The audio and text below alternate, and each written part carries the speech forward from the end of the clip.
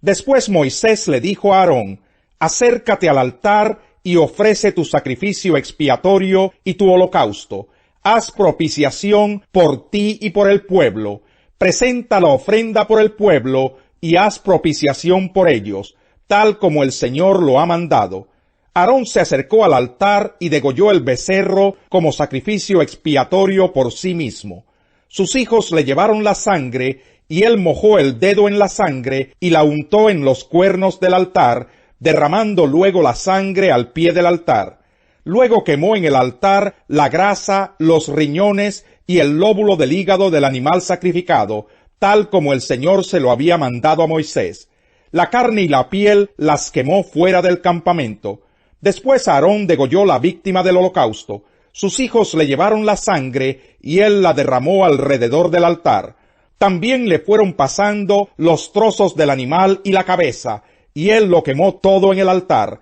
Lavó los intestinos y las patas, y luego quemó todo esto en el altar, junto con el holocausto.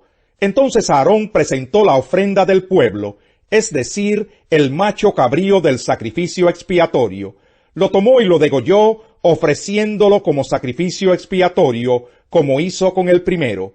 Luego presentó la víctima del holocausto, la cual sacrificó en la forma prescrita. También presentó la ofrenda de cereal, y tomando un puñado lo quemó en el altar, además del holocausto de la mañana.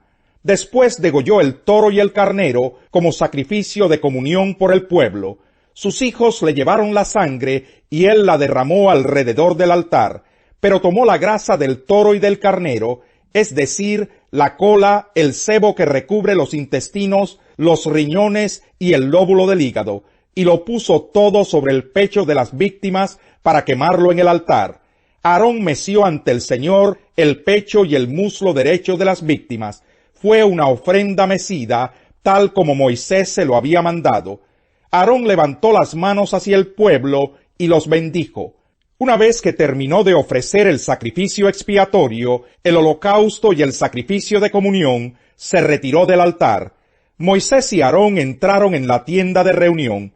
Al salir bendijeron al pueblo, y la gloria del Señor se manifestó a todo el pueblo.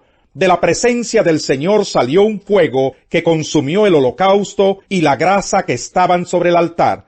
Al ver esto, todo el pueblo prorrumpió en gritos de júbilo y cayó rostro en tierra. Capítulo 10. Pero Nadab y Abiú, hijos de Aarón, tomaron cada uno su incensario, y poniendo en ellos fuego e incienso, ofrecieron ante el Señor un fuego que no tenían por qué ofrecer, pues él no se lo había mandado. Entonces salió de la presencia del Señor un fuego que los consumió, y murieron ante él.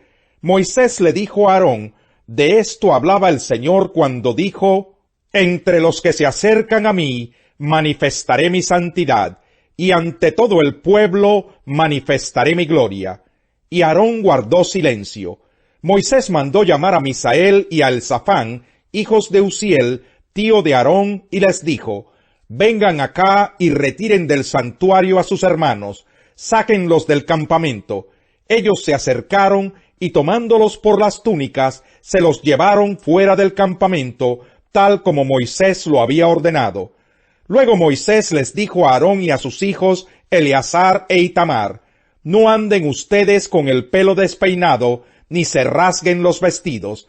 Así no morirán ustedes, ni se irritará el Señor contra toda la comunidad. Sus hermanos israelitas harán duelo por el incendio que produjo el Señor, pero ustedes no vayan a salir de la tienda de reunión, no sea que mueran, porque el aceite de la unción del Señor está sobre ustedes. Y ellos hicieron lo que Moisés les dijo. El Señor le dijo a Aarón: ni tú ni tus hijos deben beber vino ni licor cuando entren en la tienda de reunión, pues de lo contrario morirán. Este es un estatuto perpetuo para tus descendientes, para que puedan distinguir entre lo santo y lo profano, y entre lo puro y lo impuro, y puedan también enseñar a los israelitas todos los estatutos que el Señor les ha dado a conocer por medio de Moisés. Moisés le dijo a Aarón y también a Eleazar e Itamar, los hijos que le quedaban a Aarón: Tomen el resto de la ofrenda de cereal presentada al Señor y cómanla sin levadura junto al altar, porque es sumamente sagrada. Cómanla en un lugar santo, porque así se me ha mandado. Es un estatuto para ti y para tus hijos con respecto a la ofrenda presentada por fuego al Señor. Tú y tus hijos e hijas podrán comer también en un lugar puro el pecho que es ofrenda mecida y el muslo dado como contribución. Ambos son parte de los sacrificios de comunión de los israelitas, y a ti y a tus hijos se les ha dado como estatuto. Tanto el muslo como el pecho serán presentados junto con la ofrenda de la grasa para ofrecérselos al Señor como ofrenda mecida. Será un estatuto perpetuo para ti y para tus hijos, tal como lo ha mandado el Señor. Moisés pidió con insistencia el macho cabrío del sacrificio expiatorio, pero éste ya había sido quemado en el fuego. Irritado con Eleazar e Itamar, los hijos sobrevivientes de Aarón, les preguntó, ¿por qué no comieron el sacrificio expiatorio dentro del santuario? Es un sacrificio sumamente sagrado. Se les dio para quitar la culpa de la comunidad y hacer propiciación por ellos ante el Señor. Si no se introdujo en el lugar santo la sangre del macho cabrío, ustedes debieron haberse comido el animal en el área del santuario, tal como se lo mandé. Entonces Aarón le respondió a Moisés, Hoy mis hijos ofrecieron ante el Señor su sacrificio expiatorio y su holocausto, y es cuando tenía que sucederme semejante desgracia. Si hoy hubiera yo comido del sacrificio expiatorio, ¿le habría parecido correcto al Señor? Al oír esto, Moisés quedó satisfecho con la respuesta. Jesús continuó, El reino de Dios se parece a quien esparce semilla en la tierra. Sin que éste sepa cómo, y ya sea que duerma o esté despierto, día y noche brota y crece la semilla. La tierra da fruto por sí sola. Primero el tallo, luego la espiga, y después el grano lleno en la espiga. Tan pronto como el grano está maduro, se le mete la hoz, pues ha llegado el tiempo de la cosecha. También dijo, ¿con qué vamos a comparar el reino de Dios? ¿Qué parábola podemos usar para describirlo? Es como un grano de mostaza. Cuando se siembra en la tierra, es la semilla más pequeña que hay, pero una vez sembrada, crece hasta convertirse en la más grande de las hortalizas, y echa ramas tan grandes que las aves pueden anidar bajo su sombra. Y con muchas parábolas semejantes les enseñaba Jesús la palabra hasta donde podían entender. No les decía nada sin emplear parábolas, pero cuando estaba a solas con sus discípulos, les explicaba todo. Ese día, al anochecer, les dijo a sus discípulos, «Crucemos al otro lado». Dejaron a la multitud y se fueron con él en la barca donde estaba. También lo acompañaban otras barcas. Se desató entonces una fuerte tormenta, y las olas azotaban la barca tanto que ya comenzaba a inundarse. Jesús, mientras tanto, estaba en la popa durmiendo sobre un cabezal. Así que los discípulos lo despertaron. «Maestro», gritaron, «¿no te importa que nos ahoguemos?» Él se levantó, reprendió al viento y ordenó al mar, «Silencio, cálmate». El viento se calmó y todo quedó completamente tranquilo.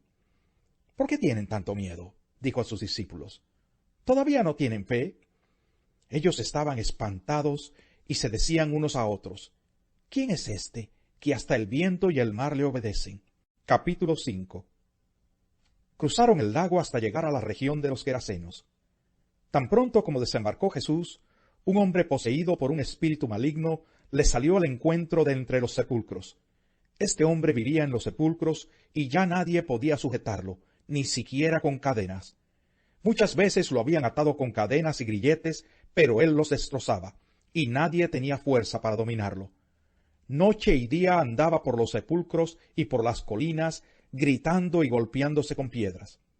Cuando vio a Jesús desde lejos, corrió y se postró delante de él. «¿Por qué te entrometes, Jesús, Hijo del Dios Altísimo?», gritó con fuerza. «Te ruego por Dios que no me atormentes». Es que Jesús le había dicho, «Sal de este hombre, espíritu maligno». «¿Cómo te llamas?», le preguntó Jesús. «Me llamo Legión», respondió, «porque somos muchos». Y con insistencia le suplicaba a Jesús que no los expulsara de aquella región. Como en una colina estaba paciendo una manada de muchos cerdos, los demonios le rogaron a Jesús: «Mándanos a los cerdos, déjanos entrar en ellos». Así es que les dio permiso.